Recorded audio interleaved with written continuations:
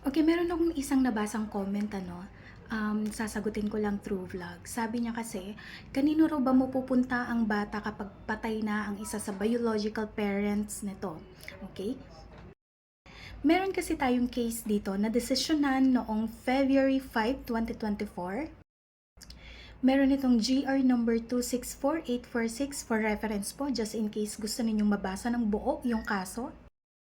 At syempre, bago natin sagutin, konting kwento lang para malaman nyo kung ano yung background nitong kaso na to at papaano nag-arrive sa ganong desisyon ang korte. So, dito sa case na to, si husband and si wife ay ikinasal noong 2006. Nagkaroon sila ng 2 anak.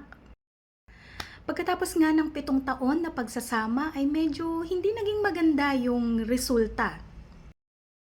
Dahil sa kanilang personal differences, iniwan ni wife ang kanyang asawa and bumalik siya sa bahay ng kanyang mga magulang, dala ang kanyang 2 anak. So, 2017, namatay si wife. At yung 2 bata na pareho pang minor de edad ay naiwan sa pangangalaga ng kuya ni wife o uncle ng mga bata. So, bandang 2018, nabalitaan ni father na wala na sa dating lugar kung saan nakatira yung kanyang mga anak, na ilipat na to ng kanilang uncle. So, ito na para sa mga nagtatanong, ano ba ang kailangan yung gawin para makuha ninyo ang kustodiya sa mga bata na hindi ipinapakita sa inyo o hindi pinapadalaw man lang sa inyo? Ano bang kailangan yung gawin? Nag-file po etong tatay ng mga bata ng petisyon sa korte para makuha yung kustodiya sa kanyang mga minor de edad na anak. Ngayon, dito sa petisyon, kailangan mapatunayan kung bakit hindi dapat ibigay sa ama ng mga bata itong 2 minor de edad na to at dapat manatili ang kustodiya sa kanilang uncle. Sa testimonya ng panganay na bata, ang sabi niya, physically, inaabuso daw sila ng kanilang tatay and na-witness niya kung paano inaabuso ng kanilang tatay yung kanilang nanay. At narinig din ng bata kung paano itinanggi ng tatay na sila ay kanyang mga anak. Idinagdag pa nga niya na kung papipiliin siya, ang pipiliin niya ay manirahan sa piling ng kanyang uncle o sa sibling, sa mga kapatid ng kanyang yumaong nanay. Pareho sila ng bunsong kapatid niya nung tanungin yung bunso kung kanino ba niya gustong sumama. Sabi rin ng bunso na mas gusto niyang sumama sa kanyang auntie and uncle kesa sa kanilang tatay. Ayon pa sa 2 bata, ayaw na rin nilang sumama sa kanilang tatay dahil meron na itong bagong asawa at mga anak. Ang nangangalaga sa 2 minor de edad na mga bata ay ang kanilang uncle, kapatid ng kanilang nanay. Yung kanilang uncle na to ay may trabaho na seaman, okay?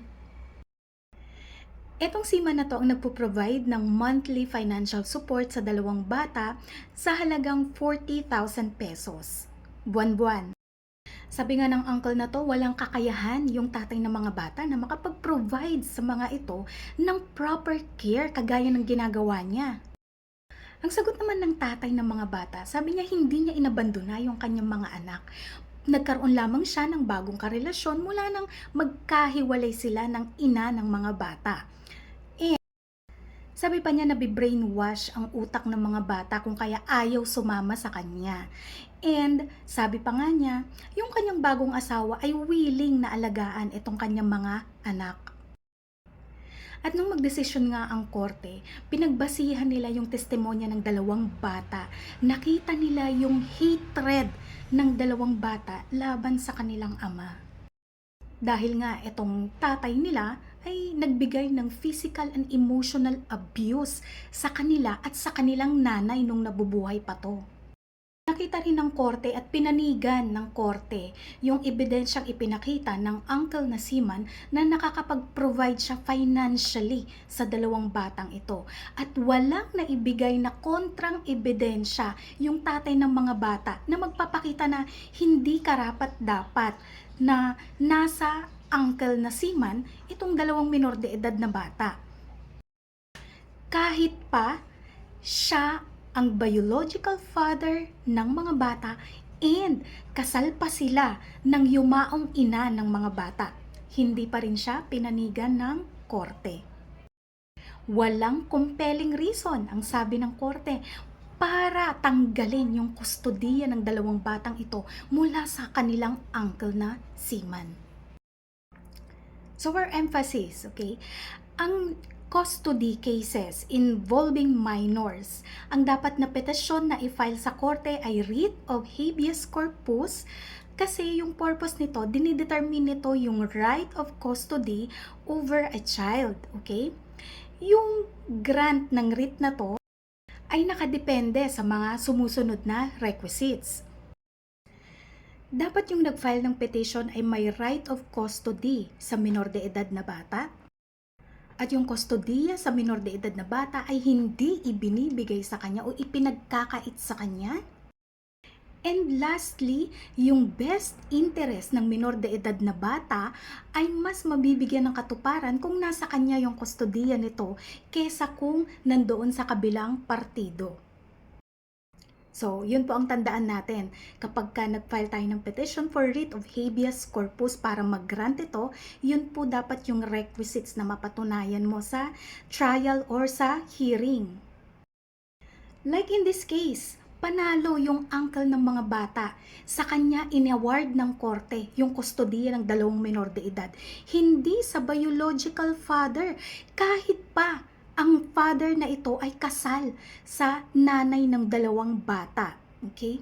So, wala yan sa dugo. Nandoon talaga sa principle na best interest of the child. Yung pagbabasihan ng korte para i-award yung kustodiya ng mga minor de edad na bata. So, ayan, sana po nakapagbigay ulit tayo ng bagong kaalaman or piece of knowledge or information sa ating mga viewers na nagtatanong kung paano nga ba ang gagawin nila para makuha yung kustodiya ng kanilang minor de edad na ipinagkakait sa kanila ng pamilya o kamag-anak ng kanilang asawa o kamag-anak ng nanay ng mga bata, ganon. And paano nga ba mapupunta sa kanila yung kustodiya ng bata? And kung may chance nga ba na manalo sila just in case mag-file nga sila ng petition para makuha yung kustodiya sa minor de edad na kanilang mga anak. So yun, thank you for watching and salamat po sa patuloy na panonood and pag-share ng ating mga videos. Comment lang po kayo and babalikan ko yan in the following videos. Sasagutin ko sa mga susunod na vlogs kapag nabasa natin. Okay? Thank you!